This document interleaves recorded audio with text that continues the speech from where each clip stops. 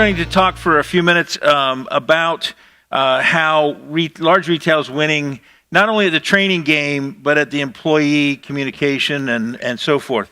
And as we get started, if I can look to the desk, we'll go ahead and roll that video.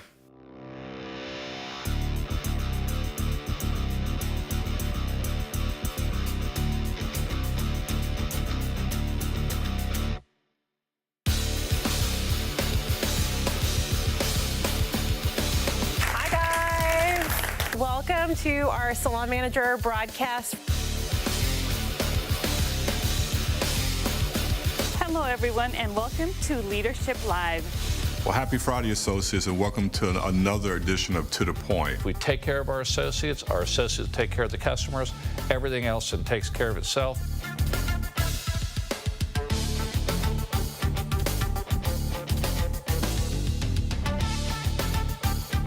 We call it the Great Flood. It was the worst I've ever seen.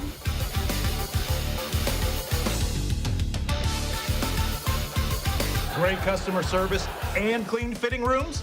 Now that's a winning combination. Welcome. I'm here to talk to you about JCPenney Rewards.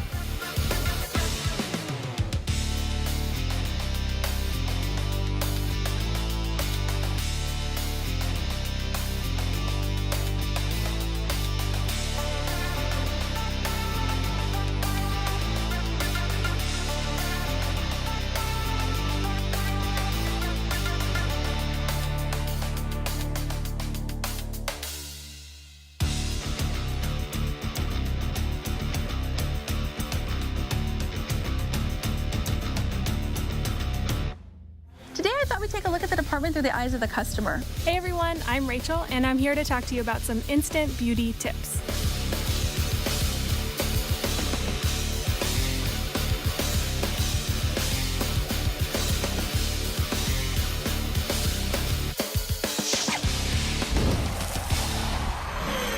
I want to be on the team that does that kind of cool stuff.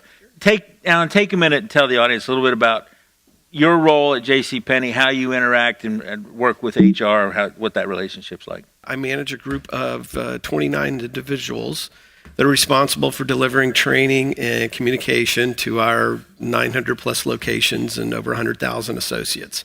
And we primarily do that through live broadcast and on-demand video. And this was just a sample of a lot of the stuff that we do. And I do report in to the HR organization, and HR is who we are. It's probably our largest client, but we're also a part of the organization that works with everybody, from the buying departments to legal to procurement to just anybody and everything. I mean, I saw Marvin in the video, so all the way up to the top, right? Our CEO, in fact, he's one of our bigger users. We're very fortunate. He's a big supporter of what we do. The little clip that you saw there is from a program called To The Point. He does every Friday, and he does a 2-minute little short broadcast that goes out to all of our associates. And he talks about what's important, what's hot, if there's something that's, affecting business, or it may not be about business. It might be something, that's going on in the world that he feels is important. But he does that every week, and it shows the associates a lot that he's involved and, cares what they think. How many of you'd like to have a CEO that would go on camera every week for 120 seconds and talk to the associates? How many of you do have a CEO that would do that? Okay, great. See, if you're not taking advantage of them, and describe for me real quick, how much time does that take out of Marvin's day, on his Fridays to do that?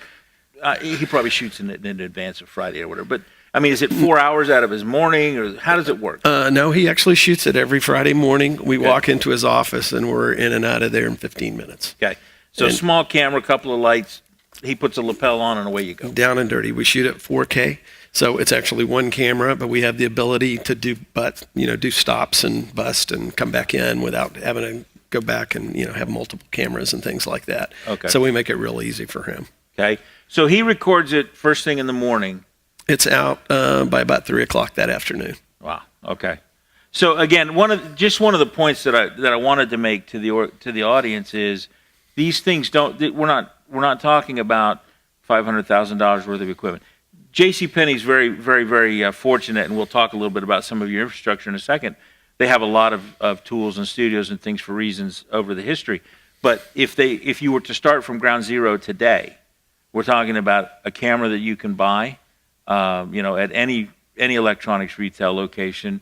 A couple of lights are nice; they're not necessarily a requirement, and a microphone so you can record. It's not hard to get into that, and the payback for your associates to see C-level executives, reminding them that we're all in this together, huge. How long have you been doing this? A little over 35 years. So since you were like 6? Yeah, exactly. Yeah. See a little 6-year-old, clip, cut, CEO out. No, why? Why has through retail ups, downs, lefts, and rights, why has JCPenney continued to utilize this concept and this content? Well, I think because, nobody's doing less video these days. Everybody's doing more video. I mean, if you look at the internet and the amount of traffic that's on the internet. Yeah. Every year, video becomes bigger and bigger and bigger. It's the largest portion of the internet, and it just gets larger every year. And because of the fact, like you said, it's not real complicated. I mean, yes, as you said, we're fortunate and we do big studio productions and remote sometimes, but not everything needs that. You can take your phone out and I could go shoot this piece with Marvin and we could, have it on the air. So the fact that it's easy and the fact that that's the way people communicate today, that's the way that, especially the younger generation, that's the way they're learning. So it's more and more every year. You guys, you use data. I mean, you watch what's being watched, how it's being watched. How does that impact what you choose to shoot and what feedback you give to the content owners? Well, in the last couple of years, analytics has just become a big part of what we do. We can look at pieces of video and broadcast. We can tell when a user drops off from watching something. We can tell if everybody drops off at a certain point. And then we go in and look, what was it about that? Was there something that just turned people off, something that wasn't useful? We look at programs and sometimes, there's things that in years past, we just kept putting out there. We look at and see what the analytics are today. We may just stop doing that show, or we may take a show that used to be 15 minutes and we cut it down and make it, 10-minute show. So that's played a big part in what we do. Well, that's, Alan and I, being friends, we frequently will debate. He's a Cowboys fan and I let him off the hook over that because I'm an Eagles fan and we won the Super Bowl. But we were debating about storage some months ago, and JCPenney has a significant library of content. I mean, we're talking terabytes of content that are kept, in the systems and things at the stores. And I challenged him on this, and you came back to me with data that it was just like, hey, Mike. In the last 90 days, this is what's happened. Yeah, the amount of viewership is phenomenal. And, we weren't able to do that until just the last couple of years that we started tracking that stuff. And, it's really important, going back to some of the things you were talking about earlier, too. When you're going in to ask for budgets and ask for money for programs or equipment or whatever, to be able to lay those statistics out in front of senior management and say, look, here's the viewership. This is what people are doing.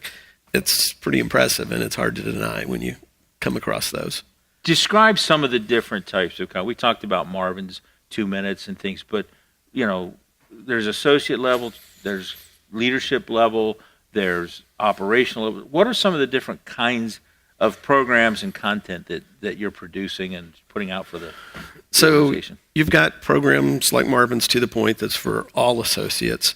You've got leadership type broadcasts. We do a weekly show every Monday that goes to our store leadership. It's our head of stores and a couple of his direct reports will go out and talk about what's the 3 most important things that week. And to succeed, this is what we need to do. And it's 30 minutes, and it's every Monday. So all the store leadership sits down at 3 o'clock and watches that. And then we get into specific stuff. Product knowledge is a big key in what we do. You saw in here styling salons. They're a big customer of ours because there's continuously new product coming out on haircuts and color and how to do that. Sephora, you saw that piece from Sephora in here, the product knowledge there, the different makeups and how to apply things, and the fact that they're coming out constantly. So everything from general associate population to store leadership to product knowledge to trainees. So we'll have store trainees. They'll go through like a 13-week session. They'll come in and watch something every week. And then new associates. So from day one through the onboarding process, when somebody starts, they're watching videos. In fact, day one, that's what they do, right? They're kind of tucked in the training room, and away they go. Correct. And that's an interesting comment there. You have a training room in pretty much every store. If someone said, "Well, we don't have a training room," what might be your comment to them, or how would you get around that? Well, the fact that today you're not limited to one device. In years past, yes, you had to go back to the training room or a break room or somewhere where you could have a TV and sit there. Today, you can put it on that. You can put it on an iPad. You can put it on their desktop. You can put it on any device. So, that's in the past couple of years too, is one of the big game changers for us. We've gone from, in the old days when everything was live broadcast and on demand, meant record it on your VCR and watch it when you want, to on-demand programs with files, and now to be able to put it on any device and people to watch it anywhere. That's a big deal, to watch multiple programs at the same time. Okay. I guess you brought another video clip. This is a little short 60-second piece that just shows kind of the width of positions and things. This is something our omni-channel had put together for kind of as a little recruiting piece. Oh, okay. And this is actually done with all associates. Normally, you go out and cast people for things, but these are all actual JCPenney associates.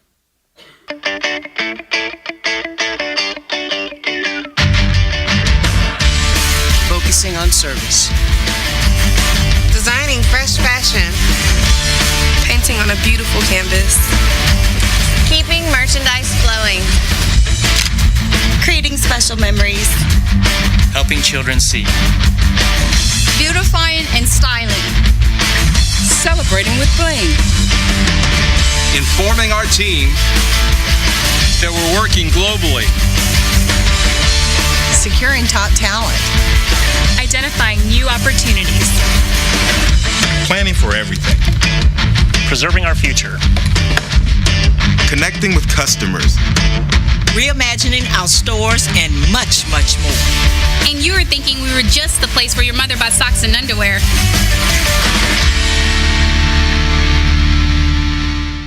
Budget, what did that take? That didn't cost anything to us because it was all equipment we already have. It was all associates. Without it appearing so or feeling forced, how do you get the diversity aspect? I mean, in both videos, I've just noticed fantastic diversity. Do you have somebody on your team who looks after that, or how do you go about doing that? No, it's not anything that we really have to concentrate on, because that's kind of the culture of the company. Oh, okay. And we're a very diverse workforce because we believe our customer base is that way. And it's something as a company we really concentrate on, in inclusion and diversity. I mean, and we have obviously a whole department, like most people do, that concentrates on that. But it's a big part of who we are as a company. So I think that's amazing. Do we have any questions in the audience for Alan? I'm sure somebody out there was thinking, wow, I'd really like to be able to do those kind of videos. Right down here. So, see, we're going to right here. And then is there a second question? We'll get a microphone headed towards you. My fly friend is back. He likes you. He does. Hi, my name is Jillian Bell. I'm our People Project Leader, which is our HR manager for a restaurant organization. I'm just curious how you get your content out to all of your associates. Okay, so we have a satellite network. And each one of our 900 locations has a dish on the roof. And we actually broadcast things out either live or on demand. We have a device that sits in the store. It's much like a DVR that you would have at home, except instead of stores recording, we actually send the files to that store. And from there, it plays out either on a TV or an iPhone or an iPad or whatever device they want to use it on. But we deliver everything over satellite. Question? Any other questions? Yes, ma'am. Alexis Warren from Charlotte Roos. I actually, just a follow-up to that. Are you pushing anything to personal devices, or are they just accessing from? Okay. Yeah, so it's something that we've just kind of started for a long time. Legal did not want us doing things to personal devices, but just this past year, we've broken down the wall, and on the sales floor, associates are able to use their own personal devices for stuff. So it's something that we've been trying to do for a long time. And just a point of clarification, the associate pulls. The associate logs into, and there is nothing being pushed onto even if it was a company-owned device, candidly, being pushed to that device, they're pulling it, but it's coming, and it's an important thing, I think, too, from within the store. So there's not a big impact to the company network where credit card transactions are happening and things like that. And one of the things Alan and I joke about, talking about that satellite network, write this down and go home and say this to your IT people and watch how quickly you have a new friend. If you were able to implement a network like this, they would have a 14? Ours is 14, yeah. 14 megabit pipe available to them all night long to distribute IT stuff.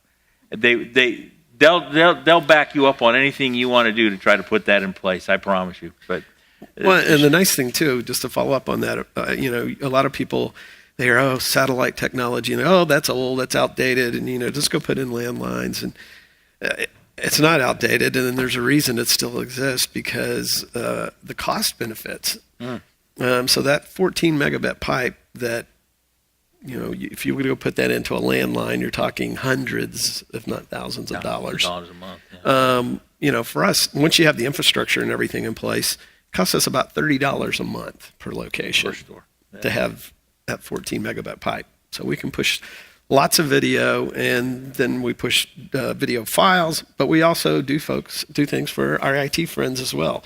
We push stuff over the satellite to that box, and from there it goes out to other devices around the store. Hi, my name is Regina Green with the Valvoline Company. I'm just interested in how you got the campaign started internally with your employees, and then what are some measurements of results of how that has played out to benefit the employees? When you say the campaign, so I consider it like an internal campaign, like communicating information out to the employees. Okay. So how did you get your leaders to buy into it? You mean as far as like the system and the network? The network, and then just the materials and things like that. And how has it played out for for your employees as it relates to some type of results? Yeah.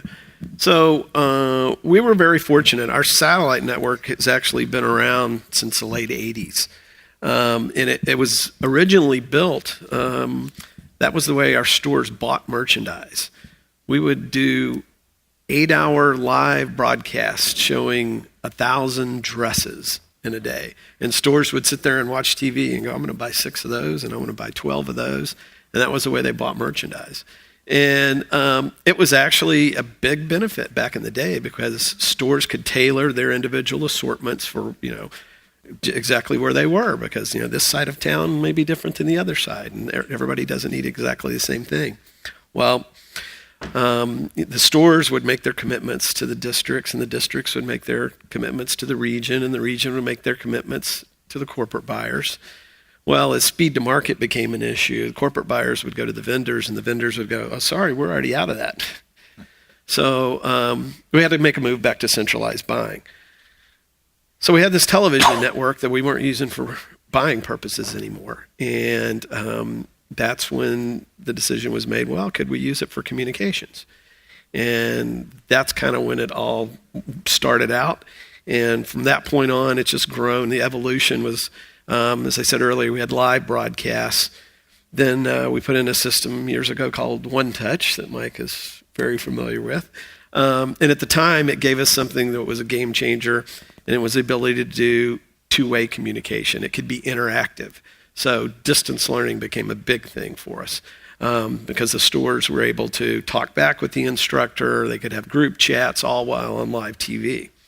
Then we graduated to on-demand. And when we had the ability to let associates go in and watch things when they wanted, that was a big plus. The biggest game changer now for the last year that we've moved to is previously we had a delivery system for our video, live and on demand, and we had an LMS. And associates were using two different systems, and they would go into the LMS to do this and this, but I need to watch a video and I have to go over here. Well, the system we just put in about a year ago now combines all of that.